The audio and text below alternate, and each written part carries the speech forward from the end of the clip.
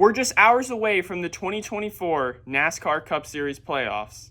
So let's analyze each driver who's in contention and their path to the Championship 4. The first driver we're going to take a look at is at the very bottom of this 16-man playoff field, and that is the number 19 Joe Gibbs Racing Toyota of Martin Truex Jr. Truex already announced a few months ago that this is his final season, so this is his last shot at a second Cup Series championship, having won one back in 2017. But it's not looking good if you're Truex, if you're a Truex fan, if you love Toyota. I know Truex is one of the best veterans right now still in the sport, next to like Denny Hamlin, but he's already 1 point below the cut line. And I know he's right there on the cut line, so he has a shot. But if you look at the last 8 races, 7 of them, he's finished outside the top 20. That's not going to get you to the Championship 4, let alone probably the round of 8, maybe even the round of 12 with how close all these competitors are stacked up against each other. Atlanta, Watkins Glen, Bristol. If Truex gets wrecked at Atlanta or Talladega, like he's been at Daytona a few weeks ago, I think that's probably going to be the end of the 19 season. They have speed, they just don't have the consistency.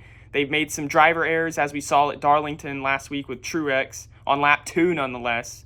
But then also just on the box, some questionable calls, not really working great as a team overall. And I hope Truex hasn't checked out already and ready for retirement. But, I mean, Kansas, Talladega, Charlotte, Las Vegas, Homestead, Martinsville, they're good tracks for Truex.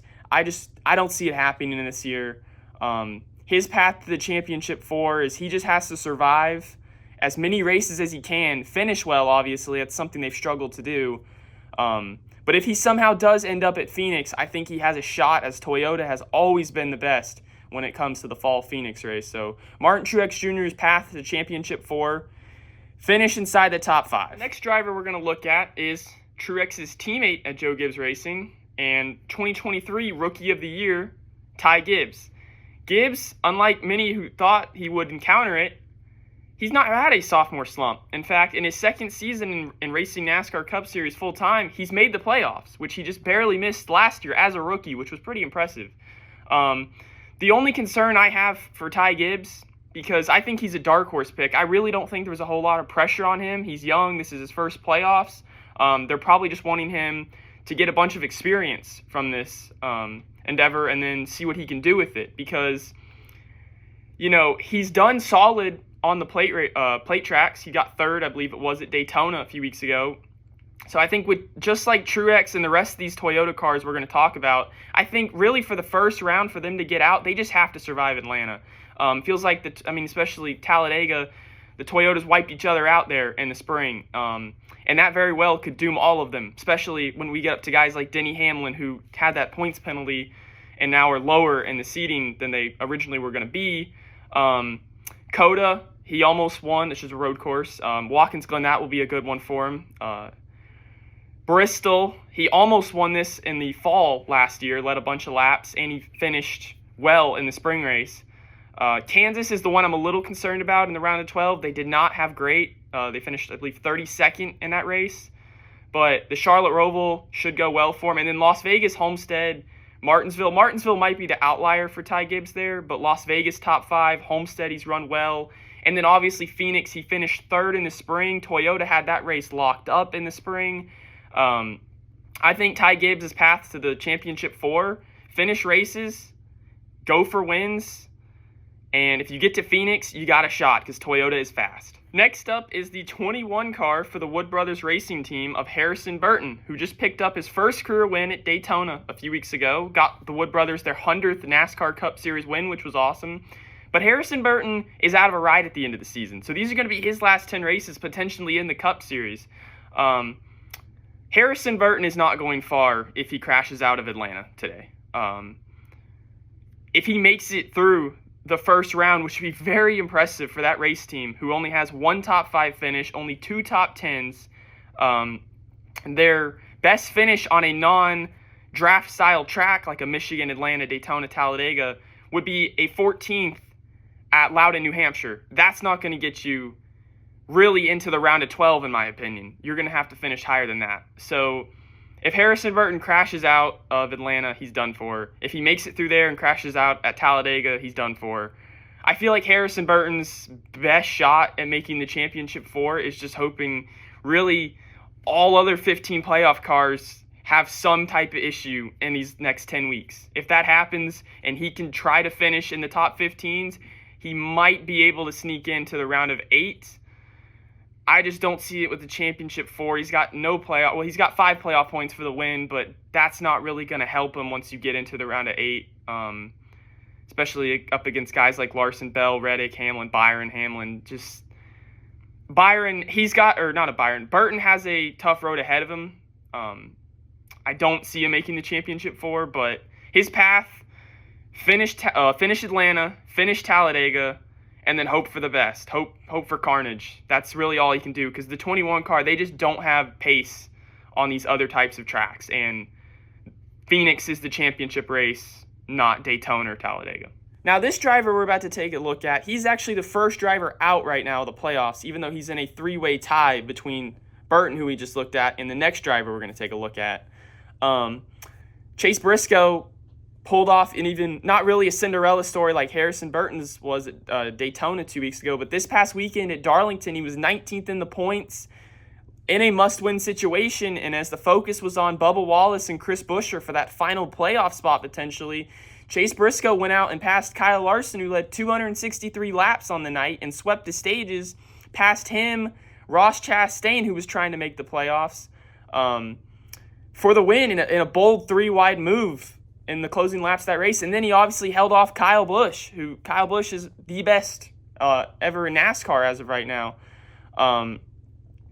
For Chase Briscoe, it was awesome to see him get the win, but his path to the championship 4, it's an uphill battle. Stewart-Haas Racing's Fords have not been that fast. I know he got his first career win at Phoenix. I know he finished 9th at Phoenix in the spring, but that's not going to win you the championship. You're going to have to be faster than that, and I don't think they have the speed like the Toyotas or like the Hendrick Motorsports Chevys do when they go to that race. Then again, though, in 2022, his rookie year, when he won that Phoenix race, he snuck into the playoffs with it, and then he went on a tear and went into the round of 8, almost went into the final 4, had that wall ride Martinsville race finish gone better for him. I just think Chase Briscoe, he has to survive Atlanta. If he can do that and sneak into the round of 12, he's just like Burton. He has to survive Talladega.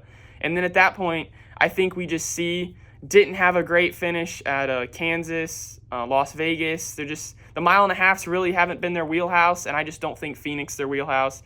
Chase Briscoe just has to try to find some speed in these next 10 weeks to have a shot. First driver right now in the playoffs is the 48 of Alex Bowman for Hendrick Motorsports. Bowman has not had a great season. He got the win at Chicago, which was really nice, but for a while there, he was right on the cut line, falling up and down in the standings as they've gone. They've only got 12 top 10s, which sounds like a lot, but it's concerning when he's only got 14 laps led on this season. 14. That is not going to get you into the championship 4. I don't even think that will get you out of the round of 16. I think you've got Burton and Briscoe, who people are eliminating early, it looks like. But Alex Bowman, they just don't have the speed. They picked it up in qualifying recently, but just on the track, something seems to go wrong for this 48 team to where they're just not finishing maybe where they should or the speed that they have. They had more speed in the spring, but right now they just lack it, especially compared to his other 3 teammates at Hendrick Motorsports. For Alex Bowman's path to the championship 4, finish as strong as you can. Like we've mentioned so far, there are a lot of wild cards in these rounds. Atlanta in round 1. You could even say Watkins Glen with the new tire they're bringing also in round 1. And then obviously Bristol. So round 1 is a wild card in itself. But round 2, you have the Talladega. You've got the Charlotte Roval, a very interesting road course. That's part of the Oval. I think for Alex Bowman, if he can get into the round of 8, I think that could be a strong point. He runs well at Vegas. Decent at Homestead. In Martinsville, Hendrick Motorsports went 1, 2, 3. He was the lone outlier in that race, but he still got a top 10 in that race. So I think Alex Bowman, if he can make it to the round of 8, I think he's got a legitimate shot at making the championship 4. But the only thing that he doesn't have right now is playoff points. So Alex Bowman's path to the championship 4, get as many playoff points in these next 10 weeks as you can. Daniel Suarez, just like everyone else I've mentioned, is in the exact same spot as Alex Bowman and all these guys. Doesn't have many playoff points. In fact, he's only got the 5 for his Atlanta win and that crazy 3-wide, cars-like finish. For Daniel Suarez, his path to the championship 4, find speed just anywhere. They only have 6 top 10s, 2 top 5s. He's led more laps than Alex Bowman, which is a positive, but that's 143 laps led is not a lot anyway, and laps led really don't matter. It's where you finish in these races, and Daniel Suarez just hasn't finished well at all this season. Some of it hasn't been his fault. He's been in a few wrecks. A few weeks ago, Denny Hamlin, while on pit road, caught his car on fire with the gasoline that was spilled.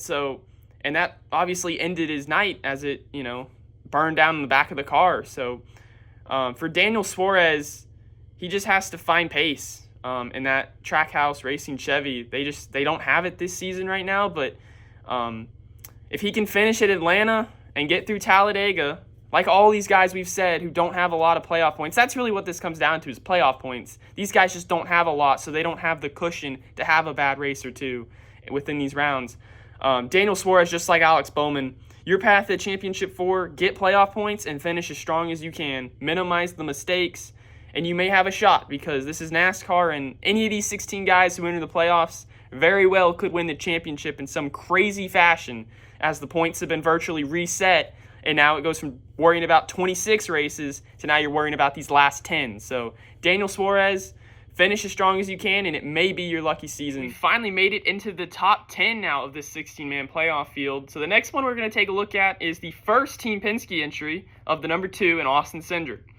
Austin Cindric had a crazy win at Gateway, passing his teammate Ryan Blaney on the last, or coming to the white flag, so the last lap of the race, when Blaney, who had virtually dominated that race, ran out of fuel coming to the white flag. So Cindric was able to win that race and lock himself into the playoffs in a season where he definitely was not going to make it without that win. I mean, he's only got 3 top 10s on the season.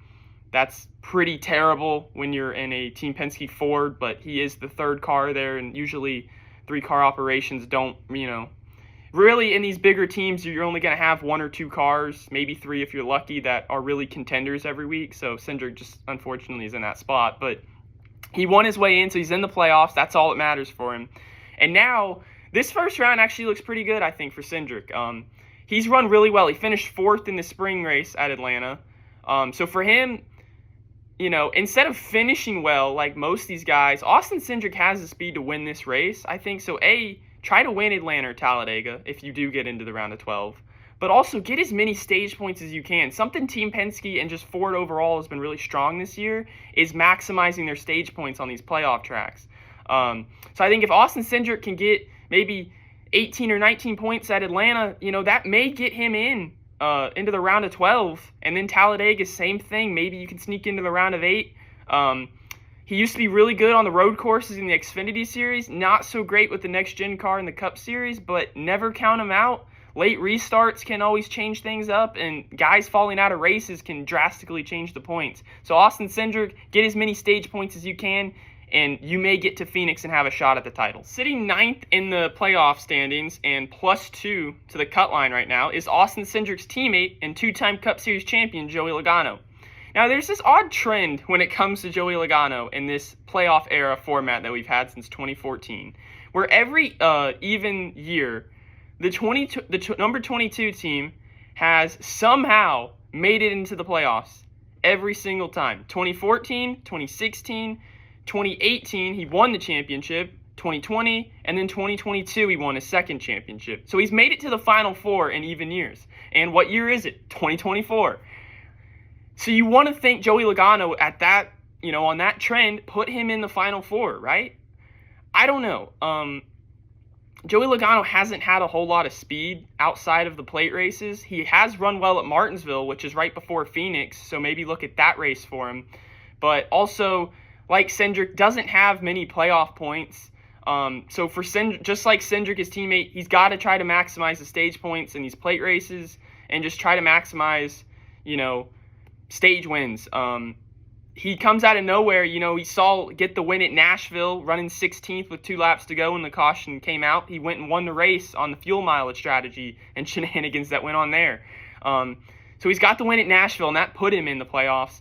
But then, we saw what happened at Richmond on the last lap when Austin Dillon, sent it in there and crashed him for the win. Joey Logano is a dark horse in this playoffs because he could win anywhere. You could write him off and then he could line up on the front row, get the jump, and win the race, and then he's in the Final Four. So it's an even year. I like Joey Logano being in the Final Four. Don't know if it's going to happen, but if you're Joey Logano, you've got the trend on your path. Just maximize stage points and go for wins. We're now halfway through the 2024 NASCAR Cup playoff field, so let's take a look at the 8 seed, the number 6 of Brad Keselowski. Keselowski had a very consistent start to the season. He really did, especially, at the start of the summer. Almost won the Coke 600, but he's kind of stalled out on that momentum as of late. He kind of got it, trending back towards the right direction towards the end of this regular season. But really, my one concern for BK is for the playoffs is going to be the road courses. Historically, he's never really been great at road courses in any of these cars. The Gen 5, the Gen 6, and this Gen 7 next-gen car has not been nice to him on these road courses. And you've got one of them in the first round, and then you've got another in the second round. And I think if you pair that up with he's kind of a checkers or wreckers type car when it comes to these draft-style tracks, just like Logano, they're either going to be right up at the front fighting for the win, or they're going to be in the garage with about 10 laps to go when the whole field, wads them up. So he doesn't have a lot of playoff points. He's got the win. He's got a few from his, finishing top 10 in the points, but for Keselowski, my concern is the road courses. Watkins Glen and the Charlotte Roval could do him in. I think, though, he's got a realistic shot if he gets into the round of 8. Las Vegas, he runs pretty decent there.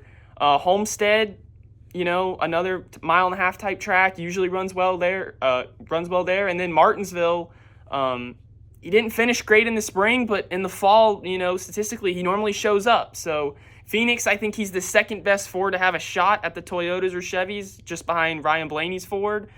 Finished 4th in the spring there. So I think if you're Brad Keselowski, just like Logano, try to win stages, maximize the stage points, and try to do everything you can to finish well on these road courses coming up. This 7 seed driver is a very interesting one, in my opinion.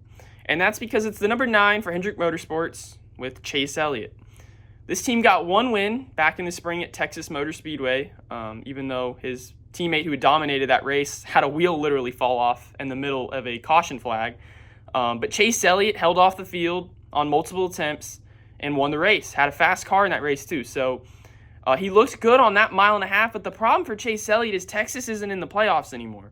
So, while I like Kansas, maybe Homestead for him, the 9 just hasn't really had pace recently. They had an amazing start to this season consistency-wise. The first 19 races, they didn't finish outside the top 20. No DNFs. The last few weeks, though, sprinkled in a few DNFs, a couple bad finishes. At Pocono, he had an 80-plus race. Pit road speeding streak snapped for speeding on pit road. Mistakes at Indy took him out of contention there. Just like a lot of these guys really, halfway through the playoffs, they don't have a lot of playoff points. I guess the good thing for Elliott and really everyone I've talked about is not a whole lot of cars besides really your top 5 in the playoffs right now have a ton of stage points, playoff points, just all that going for them. So everyone is pretty close together. So a crash at Atlanta today could very well take out some very, contenders who could win the championship and put them in a spot going into, the survival races of Watkins Glen and Bristol. So you could have some surprise upsets. But for Chase Elliott, they need to find speed and they need to find it fast because Right now, I think they are the worst Hendrick car. They just don't have the speed. So if they can find the speed, find the points, they got a shot at Phoenix. Coming in at the 6th seed is the Joe Gibbs Racing number 11 of Denny Hamlin. A few weeks ago, probably the favorite for the championship. Now, not so sure. He's lost a bunch of playoff points, went from fighting for the regular season down to barely staying in the top 6 when it comes to the playoff seeding. Fell to 8th at one point after the wreck at Daytona. And that's really the point I want to hit on right here. Denny Hamlin is fast everywhere. He finished 2nd at Watkins Glen last year, which will go well for him in this round. Won Bristol, which very well could move him into the round of 12. But my concern is these drafting style tracks. A wreck at Atlanta could do him in this round. It very well could. He had issues in the spring Atlanta race. He wrecked out of the spring Talladega race, and then obviously I just mentioned he got wiped out in the Daytona race. Denny Hamlin has to survive these plate tracks to get to Phoenix. And if he can get to Phoenix, I think he's probably going to be the favorite for the championship. It's a close battle, really, between him, his own car, and the 45 of Reddick, the 5 of Larson, and the 20 of Bell. I think those are probably the best 4. But my concern for Denny Hamlin right now is the playoff points. He's going to have to go win some stages, and he's going to have to get those stage points to move himself up the order, because right now 6th on back, really 6 through 16 are separated by just about 15 points, and that's not a lot. That's 15 spots on Atlanta in the Atlanta race. So everyone is just so closely put together right now. One mistake, and it very well could be this Atlanta race coming up. It could take the 11 out of the championship fight entirely. So I think if you're Denny Hamlin, survive Atlanta, survive Talladega, get stage points, win stages, do everything you can to gain as many of these points back that you lost, and you may get to Phoenix and fight for the title. Defending champion Ryan Blaney comes in as the 5 seed, and it's kind of surprising because they haven't really had a whole lot of speed this season. After their win in Pocono a month ago, they've kind of stalled out, in my opinion, but we saw this same story last season. They had a horrendous summer filled with DNFs, and he's suffering one coming off this week at Darlington, getting wiped out in that Truex wreck on lap 2. But Ryan Blaney had a horrible summer and then turned the Jets on during the playoffs, especially in that second round when he won Talladega, and then had a great round of 8 winning Martinsville, and then obviously the championship race at Phoenix that got him that title last year. But really, for Ryan Blaney, just like Denny Hamlin, not a whole lot of stage points, not a lot of playoff points to start with. He's going to have to find some. I think just like Cindric and Logano, his Team Penske teammates, he's in a perfect spot here at Atlanta to pick up maybe even a stage win if he's lucky and get a valuable playoff point, because the playoff points are important because these things carry on into the next rounds. So as we'll get to these higher drivers at the top of the grid, they have a lot of playoff points going on. It means they have a cushion. Should you wreck out of Atlanta or Talladega, you're in still a good spot to set yourself up into the round of 12, round of 8, maybe even the round of 16. Like I said, how close it's been with these all these 16 cars. So I think for Ryan Blaney, your path to the championship 4 and defending your crown is run well, finish well, eliminate the mistakes that they've had on pit road and whatnot, and get as many points as you can. Finish as high as you can, because, like I said, it really doesn't matter what you do outside of the stage conclusions. Where you finish in the race's conclusion is how many points you get, and that's what you're awarded. So for Ryan Blaney, finish strong, try not to wreck, and you should be able to get to Phoenix. For the 4 seed, William Byron, his path to the championship 4 is going to be consistency, but that's the biggest issue at the same time because they've not been consistent. They went on a tear and won 3 races early to start the season, but since then they've only won 1 stage. They've won 0 races. They've had a ton of finishes outside the top 15, and like I said, if you're not finishing top 10, really top 5 at this point in the season, you're not going to go far. What William Byron does have on his side, though, is the playoff points that he's accumulated over the regular season. He's got the 3 wins. He's got some points for finishing inside the top 10. He's coming in plus 17. Not great, but also not bad. Like really anyone in this playoff field, if you can get through Atlanta unscathed, get to Watkins Glen where he won this race last year, and then get to Bristol where he usually runs pretty well if he's not crashed. I think William Byron has got a good shot at making the Championship 4. He obviously raced for it last year, but the 24 has not had the speed or the consistency like the 5 team has been able to find these last about 3 or 4 months. So William Byron has got to find the speed soon because the playoff points will only save him for so long. Once we get to the round of 8, if he can make it in there, which I expect him to, I think that's where him having a title bid really comes into question. Is he better than, let's say, Larson, Reddick, Hamlin, or Christopher Bell? I think those are the 4 probably that you're gonna have to beat. So we'll see with William Byron. He's got a good race team under him. He's a great race car driver, but right now they just have to find more consistency, and that is what's going to propel him into a shot at Phoenix. Plus 23 to the good is the regular season champion, and yet he's the 3 seed, strangely, the 45-23-11 Toyota of Tyler Reddick. Tyler Reddick, before the last 2 weeks, really was probably the hottest driver in NASCAR just based off consistency.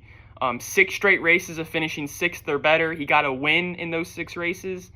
But right now, Tyler Reddick, he's coming off his own flu game type moment where he was sick and then still beat Kyle Larson by 1 point. That's right, 1 point. He beat that 5 team for the regular season title at the conclusion of Darlington this past weekend. So Tyler Reddick, like I said, plus 23, looks really good. He's got a lot of playoff points. He's got a lot of speed. He shows up virtually everywhere. He's got speed, which I think is the best thing going for him. I feel like with a lot of these guys, you're either good at the drafting style tracks, you're good at the road courses, you're good at the mile or halves, and then you're good at the short tracks. Tyler Reddick is good everywhere. But I am a little concerned about obviously the second round, just because Toyota is fast there, but and he's got a win there. But also, it's easy to make mistakes there, get in the wall, and, ruin your day. Talladega, obviously, is a wild card type round with, an early crash could derail your season. And then the Charlotte Roval, he's run really strong there everywhere in his career, whether it was in the 8 at Richard Childress Racing or, in his time here in this 45 for 23-11. So I think Tyler Reddick, if he can get through the Kansas-Talladega ordeal and just not, really for Tyler Reddick, just don't make any mistakes. You've got the playoff point cushion. Try to save those points and, continue to build on them as these playoffs continue. Win as many stages as you can. You've got the speed to do so. Finish as strong as you can. And he led 68 laps in the spring Phoenix race. So I think if he can get to Phoenix, I think he can be your champion. The 2 seed belongs to the 20 Toyota of Christopher Bell for Joe Gibbs Racing. Now, Bell is very interesting. He's just like Chase Elliott when it comes to these playoffs. You're really not sure what you're going to get. Unlike the 9 team, though, where they don't have the consistency or really the speed, in my opinion, Bell has both. The problem with the 20 is they're very incident prone. And what I mean by that is they can lead 200 laps in a race, but they also can wreck out in the final 30 and go from potentially winning or getting a top 5, which would be a great points day in those situations, to finishing 33rd and barely getting out of there with like 5 points. And if you do that in the playoffs, especially once you get to the round of 8, which I think he has enough playoff points, coming in at plus 27, I think he's a good shot at a lock-in for the championship 4. He's made it the last 2 years, but if you wreck out in the round of 8, you're putting yourself in a hole, and if you use those playoff points early as a cushion, it could backfire on you if you have a mistake in one of the elimination races as well. So I think for Christopher Bell to make the championship 4, just run well, eliminate the mistakes. He's the spring winner at Phoenix, led a ton of laps overall at Phoenix in his career. Like I had mentioned, he's been in this title fight the last 2 years in the Final 4. 2022, he had an unfortunate incident on pit road with one of his crew members that gave him a slow stop, and that cost him at the end of the race. And then last year, running great, had a brake rotor explosion, slammed into the wall, and wrecked out of the race. So I think for Christopher Bell, just try to minimize mistakes and finish well, and you'll probably get into Phoenix. And then if Bell gets into Phoenix, I think he's probably the favorite because Toyota has the speed. He's the defending winner of this race, and Bell overall just looks fast. So watch out for him. 1 seed belongs to the 5 of Kyle Larson. Even though he lost the regular season by, like I said, 1 point to Tyler Reddick last weekend at Darlington, Larson still comes in as the 1 seed, and he's plus 35 to the cut line, which is enough for at least second place in just a normal race finish without including, stage points and all that. So for Kyle Larson, plus 35 is amazing. That's a lot better than where he was when he took himself out of the round of 12 in 2022 when he had just a few playoff points. So for Kyle Larson, like Christopher Bell, he has the cushion. Don't make the mistakes, right? My concern for Larson, though, is Atlanta. I think out of all these 10 races, I think the scariest race for this 5 team is going to be the opening round, ironically, at the Atlanta Motor Speedway. In these 6 newly configured races at Atlanta, once it turned into a drafting track at the start of 2022, Larson is wrecked in all 6 of them, and he's DNF'd in 5 of them. So I think if you're Larson, you really don't want to use that cushion up early in this first round, especially when you get to Watkins Glen, where he had an issue late in that race last year, looks to be a top 5 finisher, and then wrecked himself on the last lap racing Austin Dillon for 20th. And then he's incident, just like Christopher Bell, he's very incident prone, checkers or wreckers type car, which means he's fast and he's fun to watch, but it also means it can get concerning at times when you're looking at these points, and finishing a race versus not finishing a race can be the difference in a favorite making the Final Four and a favorite missing the Final Four. So I think if you're Kyle Larson, you've got the playoff points to make it to Phoenix. You've got the team, you've got the speed, you've got the car, you've got the driver. Just don't make the mistakes. And if you do that, you're going to Phoenix, you're going to fight for a title.